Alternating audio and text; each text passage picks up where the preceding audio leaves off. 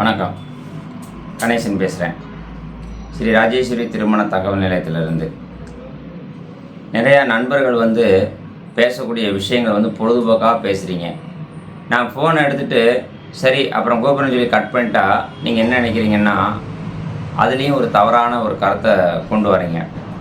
சரி, ஃபோனை எடுத்து பேச ஆரம்பித்தா நம்ம உங்களுடைய முழுமையான விளக்கம் நான் கொடுக்க வேண்டியது. அந்த முழுமையான விளக்கம் நான் கொடுக்குறதுக்கு பார்த்திங்கன்னா என்னுடைய டைம் வேஸ்ட் ஆகுது. சரிண்ணா? ஏன் இதெல்லாம் நான் சொல்கிறேன் அப்படின்னா, நான் வீடியோவில் ஒவ்வொரு யூடியூப் மூலியமாக ஒவ்வொரு விளக்கமும் நான் தெளிவாக தான் நான் கொடுத்துட்ருக்குறேன். உண்மையை மட்டும் பேசுங்க, உண்மையை மட்டும் பேசுங்க. நான் ஏற்கனவே ஒரு முறை நான் பேசும்போது சரியில்லைன்னா வச்சுருவேன், திரும்ப ஃபோன் எடுக்கிறதுக்கு நேரம் இருக்காது. இருந்தாலும் சரி, ஒரு சில ஃபோனில் எடுத்து நம்ம பேசுவோம் அப்படின்னு நம்ம நினைத்தோம் என்றால், நீங்கள் தேவையில்லாத விஷயங்கள்லாம் பேசி என்னை கோவப்படுத்துறதுக்கு நீங்கள் பார்க்குறீங்க. எவ்வளவுக்கு என்னை கோவப்படுத்துன்னு நினைக்கிறீங்களோ அவ்வளோ பண்ணுறீங்க. பரவாயில்ல, உங்களுடைய சோதனையை நான் தாங்கிக்கிறேன். ஆனால் ஒரு விஷயம் நல்லா தெரிஞ்சுக்கோங்க, ஒவ்வொரு மனிதனையும் நாம் மனிதாபிமான அடிப்படையில் நம்ம பார்க்கணும். நான் இவ்வளோ தூரம் எல்லாருக்கும் நல்லது செய்யறதுக்காக எல்லாமே பண்ணுறேன். நீங்கள் பேசும்போதே சரியில்லைன்னா நீங்கள் பணமே கட்ட வேண்டாம்னு சொல்கிறேன். நான் சொல்லுவேன், உங்களுக்கு புரியுதா? கட்ட வேண்டாம்னா கட்ட வேண்டாம். ஏன் கட்டுறீங்க? நான் உங்களுக்கு பார்க்கறதுக்கு நேரம் இருந்தால், உங்களுக்கு முடிக்க முடியும் என்று எண்ணம் இருந்தால் ஒரு 10,000 போடுங்க, 20,000 போடுங்க, நானே அப்போயே சொல்லுவேன். சரிங்களா? அதே போல் என்னை பார்க்கணும் அப்படின்னு நினச்சிங்கன்னா, இப்போ பார்த்தீங்கன்னா இந்த மாதம் ஒவ்வொரு ஜாதியினருக்கும் ஒரு நபர் போட்டிருக்கிறேன். நீங்கள் அவங்கள்ட்ட பேசிக்கலாம். அப்படி பேசும்போது உங்களுக்கு சரியான தகவல் கிடைக்கலனா எனக்கு வாட்ஸ்அப்பில் பேசி அனுப்புங்க. இன்னொரு விஷயம், எல்லோருமே என்கிட்ட தான் பேசணும்னு நினைக்கிறீங்க. சரி, என்கிட்ட பேசணும் அப்படின்னா ஷார்ட்டாக பேச மாட்டேங்கிறீங்க. நானும் ஃபோனை வைக்க முடிய மாட்டேங்குது. சரிங்களா? ரைட். இதெல்லாம் ஏன் சொல்கிறேன்னா, இப்போ இன்றைக்கி சொல்லக்கூடிய இன்று ஒரு தகவலை நான் உங்களுக்கு சொல்லக்கூடிய விஷயம் என்னென்னா, இன்றைக்கி ஒரு நண்பர் பேசுகிறாரு, பெட்ரோல் பல்கில் வேலை பார்க்குறாரு. அவர் பெட்ரோல் பல்கில் என்ன வேலை பார்க்குறாருன்னு கூட தெரியல, அவருக்கு சொல்லவும் தெரியலை. கான்ட்ராக்ட் வேலைக்கும் பல்க்குக்கும் வேலைக்கு என்ன சம்மந்தம் இருக்குது சொல்லுங்கள்? இல்லை பல்கை ரெடி பண்ணி கொடுக்குறாங்களா? அதுவும் கான்ட்ராக்ட் பேஸில் பண்ணுவாங்க. சரி, நான் சொல்ல புரியுது உங்களுக்கு? பொண்டாட்டி இருக்குது, 2 பிள்ளைகள் இருக்குது. அதாவது அவர் பார்த்தீங்கன்னா இவருக்கு 47 வயசா, பொண்ணுக்கு 32 வயசா, 32 வயசில் விதவையாக இருக்குதான். ஏன்னா 32 42 10 வயசா, 10 வயசில் கல்யாணம் முடிச்சாரா? சொல்லுங்கள் மக்களே. நான் ஏன் சொல்லணும்னா, இவருக்கு 47, 32 வயசில் இருக்குன்னா அப்போ 15 வயசில் கல்யாணம் முடிச்சிருப்பாரா? 32 15 47. அப்போ நீங்கள் சொல்லக்கூடிய ஒரு பொய் எப்படி தெரியுதுங்கிற இந்த வீடியோ ஏன் போட்டேன்னு தெரியுமா? அவர் பேசுகிறத நான் இதை கொடுக்குறேன், நீங்கள் கேளுங்க. நீங்கள் சொல்லக்கூடிய ஒரு பொய் உண்மையாக ஆகாது. பொய் தான். நீங்கள் சொல்லக்கூடிய பொய்யே அது உண்மையாக எடுத்துக்கொள்ள முடியாது. எங்கேயாவது ஒரு இடத்துல அந்த பொய் மாட்டிக்கிறோம். அந்த பொய் காட்டி கொடுத்துவிடும். நான் ஏன் இவ்வளோ தெளிவாக இருக்கிறேன் சொல்லுங்கள்? என்னை ஏன் இவ்வளோ மக்கள் 8 லட்சம் பேர் பார்க்குறீங்க? 8 லட்சம் பேர் இன்றைக்கி என்னுடைய சேனலில் நீங்கள் இருக்கிறீங்க. நான் 4 நாள் கொஞ்சம் உங்களுக்கு வீடியோ கொடுக்க முடியல. எத்தனை பேர் ஃபோன் பண்ணி, சார் என்ன சார் இன்றைக்கி ஒரு வீடியோ உங்கள் வீடியோ வரலன்றீங்க. அந்த அளவுக்கு என் மேல் மதிப்பு மரியாதை வச்சு பார்க்கும் அத்தனை நல்லுள்ளங்களுக்கும் முதல்ல நான் தலை வணங்குறேன். வணக்கம். நான் எல்லோருக்கும் நல்லது செய்யணும் அப்படிங்கிறத இதில் நான் இருக்கிறேன். ஆனால் இதில் ஒரு சில பேர்கள் நீங்கள் தவறாக நினச்சா, தவறானவர்களுக்கு என்னென்ன பிடிக்காது, நல்லவர்களுக்கு மட்டும்தான் என்ன பிடிக்கும். உறவுகளே, ஒரே ஒரு விஷயம் சொல்கிறேன். இன்றைக்கு உள்ள காலகட்டங்களில் தப்பு செய்தால், இந்த வீடியோவில் அவர் பேசின பாருங்கள், 47 வயசு 32 வயசில் என் மகா இருக்கிறா, கொரோனாவில் மருமகன் இறந்து போயிட்டார்னு சொல்கிறாரு. 32 வயசில் மனைவி மகா இருக்குன்னா இவருக்கு 47 வயசுன்றாரு. 47ல் 32 கழிச்சா எவ்வளவு? 47ல் 32 32, 40, 47. அப்போ 15 வயசு. இதில் ஒரு இது 8, 7, 15 வயசு தான். ஒரு ஆண் 15 வயசில் கல்யாணம் முடித்திருக்க முடியுமா? அப்படியே அவர் 15 வயசில் கல்யாணம் முடித்தா ஒரு வருஷத்தில் பிள்ளை பெற முடியுமா? இதில் ஒரு ஆள் கமெண்ட் பண்ணுவீங்க, ஏன் அவர் 10 வயசுலேயே அந்த பிள்ளைக்கு மாசமாக இருந்தால் என்ன செய்வீங்க பாரு. கமெண்ட் எப்படிலாம் பண்ணுவீங்கன்னு எனக்கு தெரியும். அந்த காலத்திலலாம் 15 வயசுக்கு மேலே தான் பெண்கள் வயதுக்கு வருவாங்க. இப்போ தான் அந்த கோழி பிராய்லரை சாப்பிட்டுட்டு 10 வயசுலேயே 12 வயசுலேயே பெரிய மனுஷி ஆகுறாங்க. நம்ம மக்கள் சிந்திக்கிறதுக்கு தான் நிறைய வழிகள் இருக்குது. அதனால் அன்பு உறவுகளே, இந்த விஷயத்தில் நான் சொல்கிறது என்னென்னா, ஒரு பொய் உண்மையை ஆக்க முடியாது. பொய் தான். நீங்கள் உண்மையை மட்டும் பேசுங்க. என்னத்தங்க கொண்டு போகிறோம் வாழ்க்கையில்? இப்போ உங்களுக்கு 55 வயசு ஆச்சுன்னா 55 வயசுன்னு சொல்லுங்கள், தப்பே கிடையாது. சார் எனக்கு 55 வயசு, நான் நல்லா ஆரோக்கியமாக இருக்கேன், நல்லா உழைக்கிறேன் அப்படின்னு சொல்லுங்கள். பொண்டாட்டி பிள்ளைய வீட்டில் இருக்கான், இவருக்கு வேணுமா? அப்போ அது என்ன விபச்சாரி மாதிரி தானே கேட்குறாரு. அதுக்கு நானும் ஆள், அந்த தொழிலாக நான் பண்ணுறேன். மக்களே, ஒரு விஷயத்தை புரிஞ்சுக்கோங்க. தவறு நாம் செய்யக்கூடாது. இருக்கலாம், பொய் இருக்கலாம். தங்கத்துக்கு எப்படி ஒரிஜினல் தங்கத்தை மட்டும் வச்சு பண்ண முடியாது, செம்பு வெள்ளி சேர்க்குற மாதிரி ஒரு 100%க்கு ஒரு 90% உண்மையை பேசுங்கன்னு சொல்கிறேன். சரிங்களா? நான் சொல்லக்கூடிய விஷயம் என்ன சொல்ல வரும்போது புரிஞ்சுக்கோங்க. வாழ்க்கையில் 100% உண்மையை பேசுங்க. இப்போலாம் நேற்று கூட ஒரு அலையன்ஸ் விஷயம் பேசிட்டு வரேன். முந்தா நாள் ஒரு இடம் பேசினேன். டெய்லி ஒரு இடம் போகிறேன். மன நிறைவாக இருக்குது, நிம்மதியாக இருக்குது.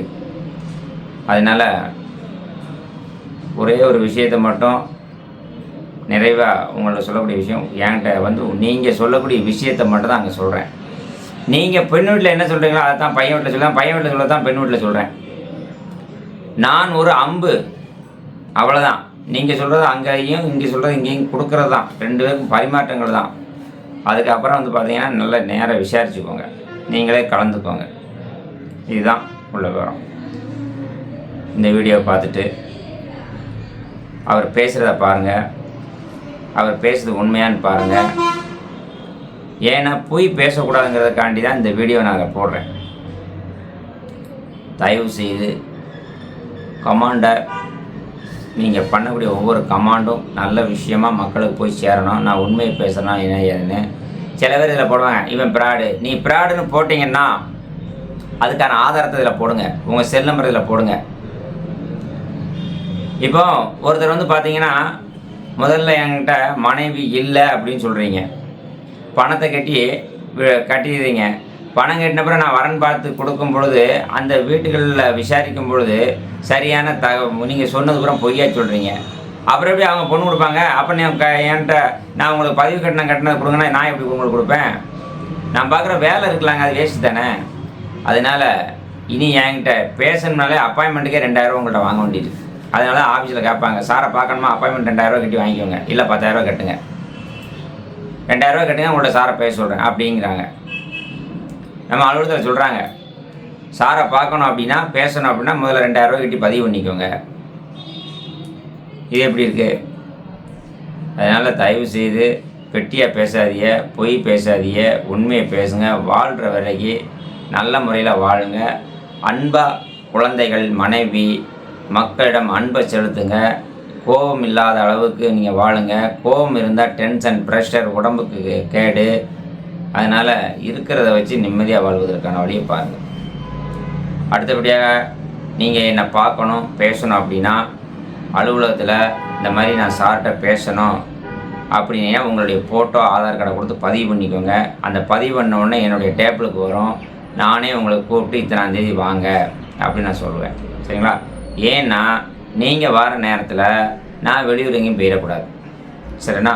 இப்போது நேற்று திருநெல்வேலி, முந்தா நாள் சிவகாசி, அதுக்கு முந்தின நாள் சிவகாசி, டெய்லி ஒவ்வொரு ஊராக நான் போய்கிட்டு இருக்கிறேன். சரிண்ணா? அதனால் ஆஃபீஸ் லீவே கிடையாது, எப்போனாலும் பார்க்கலாம். 9 to 6 ஆட்கள் இருப்பாங்க, எப்போனாலும் பார்க்கலாம். சரிங்களா? ஓகே. இப்போ நான் உங்கள்கிட்ட சொல்லக்கூடிய விஷயம் என்னென்னா, நீங்கள் எல்லாருமே ஷேர் பண்ணிடுறீங்க. இந்த வீடியோவை நிறைய பேருக்கு ஷேர் பண்ணுறீங்க, அதில் எல்லாத்துக்குமே லைக் பண்ணுறீங்க. அதனால் நான் உங்களுக்கு இனிமேல் வந்து சப்ஸ்கிரைபரும் முதல்ல பார்க்கக்கூடிய ஆட்கள் பண்ணிடுறீங்க. அதனால் ரொம்ப சந்தோஷமாக இருக்குது.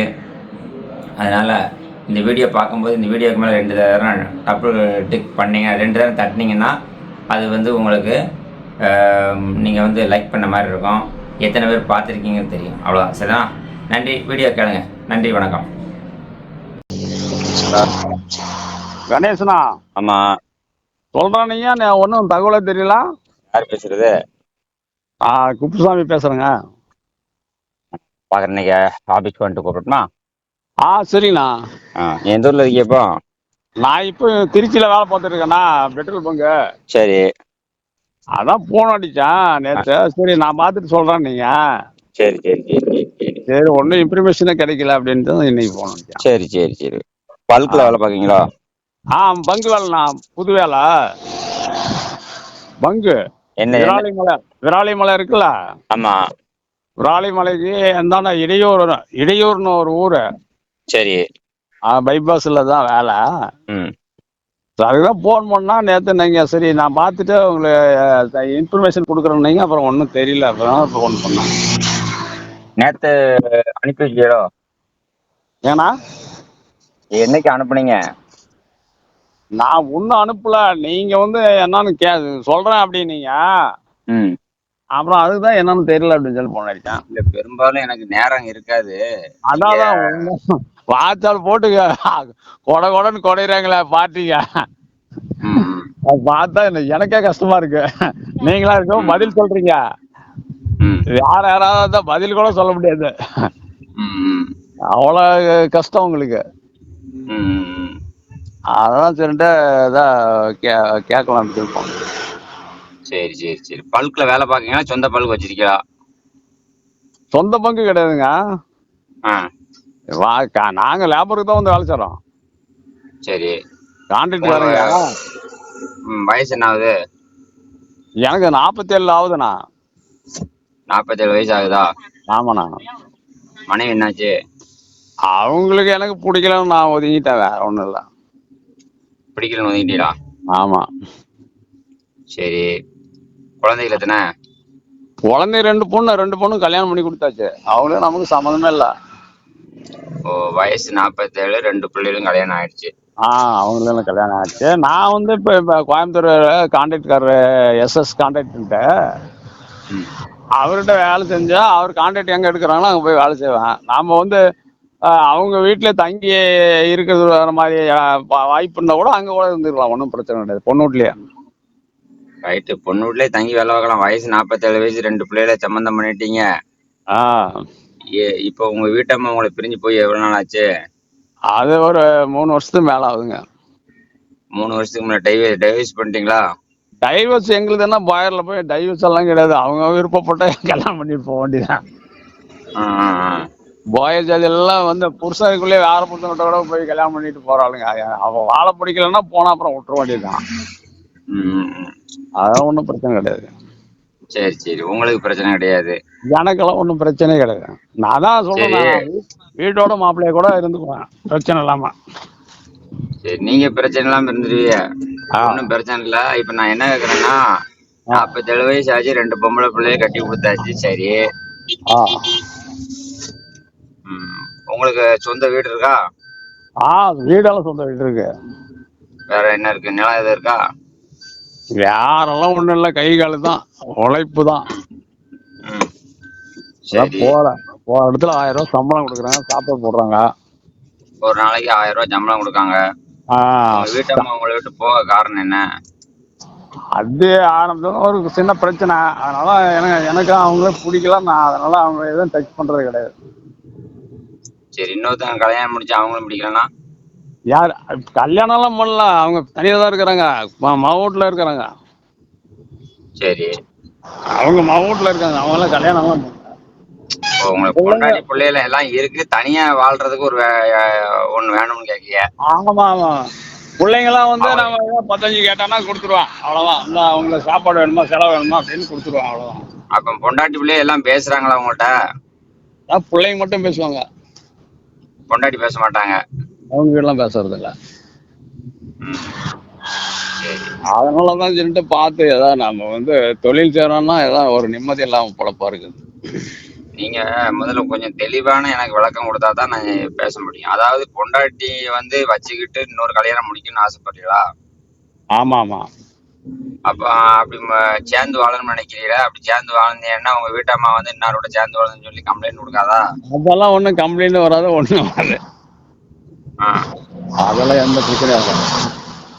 சரி சரி சரி. ரைட். நீங்க போயர் சமுதாயமா? ஆமா ஆமாண்ணா. ஏங்க ஒரு மனைவி இருக்கும்போது நான் ஒரு மனைவி பார்த்து கொடுத்தா என்ன யார் பார்த்து கொடுத்தான்னு சொல்லி எண்ணத்துக்கு உள்ள வைக்க மாட்டாங்களா? அதெல்லாம் ஒன்றும் பிரச்சனை எல்லாம் வராது, எந்த பிரச்சனையும் வராது. உங்களுக்கு பிரச்சனை வராது, எனக்கு வருமா வராதா? உங்களுக்கும் வராது, யாருக்கும் வராது. நான் வந்து அங்க பெரும்பாலும் வந்து ஊருக்கு போனோம்னு வச்சுக்கோங்க, ம். ஏதோ வந்து ஒரு மாசம் ஒரு டைம் போவேன், அவ்வளவுதான். சரிம்மா. அப்புறம் நீங்க அதான் ஒரு ஊரா நம்ம இந்த கான்ட்ராக்ட் வேலை அந்த வேலை நம்ம பார்க்கும்போது அப்படித்தான் இருக்கும். இப்போ இங்க இப்போ வேலை செய்யணும், அடுத்தது வந்து வேற ஏரியா அனுப்புனாங்கன்னா அப்புறம் அங்க போயிடணும். சரி சரி. இப்போ ஒரு பொண்ணுகிட்ட ஒரு பொண்ணுகிட்ட நான் கேட்குறோம்னா அவங்க என்ன வேலை பார்க்காங்க, என்ன வருமானம் வருது, என்னன்னு கேட்பாங்கல்ல.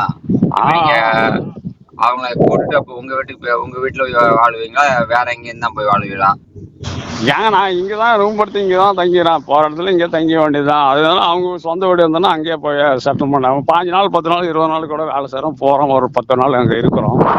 சரி. இப்போ என்ன, இப்போ உங்களுக்கு வந்து முதல் கல்யாணம் முடிச்சு ரெண்டு பிள்ளை இருக்கு, பொண்டாட்டி இருக்கு, எல்லாமே இருக்கு. இப்போ வந்து உங்களுக்கு சேர்ந்து வாழறதுக்கு ஒரு பொண்ணு வேணும். ஆமா ஆமா. அப்படி சொல்லுங்க. இப்ப அதுதான். இல்ல, சேர்ந்து வாழ்றதுக்கு வந்து இந்த மாதிரி பண்றது வந்து மனைவி இருக்கும் பொழுது ஒரு கல்யாணம் முடிக்க தப்புன்னு உங்களுக்கு தெரியுமா தெரியாதா? இதுனா போய் தப்பு போய் நாம பசி எடுத்தா நம்ம சோறு திங்க வேண்டியதான். சோறு இல்லைன்னா பசியோட இருக்க முடியுங்களா? எங்க பசி எடுத்தா சோறு திங்கன்னா சோறு வீட்டுல இருக்குல்ல. அந்த அது எதுவும் சாப்பாடு நாம விரும்புறதில்ல. ஏன் விரும்புறதில்ல? அப்ப உங்க வீட்டம்மா இதே கேள்வியா, நான் உங்க வீட்டம்மா நான் இன்னொருத்தவங்கிட்ட போனா சம்மதிப்பேன்னு கேட்டா என்ன சொல்லுவீங்க? அதெல்லாம் என்னால முடியாது, நான் வந்து அது மாதிரி எதுவும் இது இல்லை அப்படிங்கிறப்பல அப்புறம் போய் ஏங்க நான் என்ன கேக்குறேன்னா, நீங்க தப்பா நினைக்கக்கூடாது, என்னடா இப்படி பேசணும்னு நினைக்க கூடாது. உண்மையை பேசணுங்கிறதுக்காண்டி, நான் நேர்மையா இருக்கணுங்கிறதுக்காண்டி நான் சொல்றேன். தெரியுதுண்ணா. புரியுதா? நான் என்ன கேக்குறேன்னா, இப்ப நான் சொல்லக்கூடிய விஷயம் கேளுங்க. இப்போ நீங்க இப்படி ஒரு எனக்கு வந்து மனைவி இருக்கு, பேச்சுவார்த்தை கிடையாது, பிடிக்கல, ரைட்டு தான். டெய்லி வீட்டுல சாப்பிடுறது, கடையில போய் சாப்பிடுறது ரைட்டு தான், நான் இல்லைன்னு சொல்லல. இப்போ அதே சாப்பாடா வீட்டுல சாப்பிடுறதுக்கு என்ன, இப்ப வேற ஒண்ணு இல்ல, உங்க மனைவிட்டு என்னமா என்ன ஏதுன்னு ஒரு அன்பா பேசி இருந்தா ஒரு பிரச்சனையும் கிடையாது. வெளியில இன்னொரு பொண்ணோட போய் நீங்க தவறான ஒரு இதுல இருந்தீங்கன்னா என்ன, அது ஒரு உங்க வீட்டம்மா ஒரு கம்ப்ளைண்ட் கொடுத்தா அசிங்கம். இதே இதுக்கு உங்களுக்கு வீட்டம்மா இல்லைன்னு வச்சுக்கோங்களேன், சரி இல்லையா வீட்டம்மா வந்து இன்னொருத்தங்க கூட போயிட்டா அப்படின்னா கூட ரைட்டு அப்படிங்கிறது நம்ம வந்து அதே மாதிரி உங்களை மாதிரியே இன்னொரு மனைவி பிரிஞ்சிருப்பாங்க இல்லையா, அதை நம்ம சேர்த்து வைக்கலாம். நான் சொல்ல உங்களுக்கு புரியுதா? தெரியுதுண்ணா.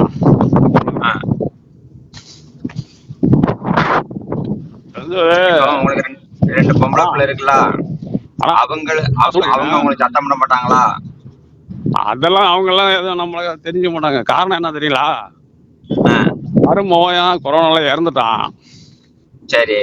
அதுக்கு முன்னாடி வந்தெல்லாம் நம்ம சொத்து பிரச்சனைனால கேஸ் கொடுத்து அதை கொடுத்து இதை கொடுத்தெல்லாம் பெரிய பிரச்சனை பண்ணாங்க. யாரு பண்ணா? பொண்டாட்டியும் மருமகனும் தான். மருமகன் சாவாத முன்னாடியே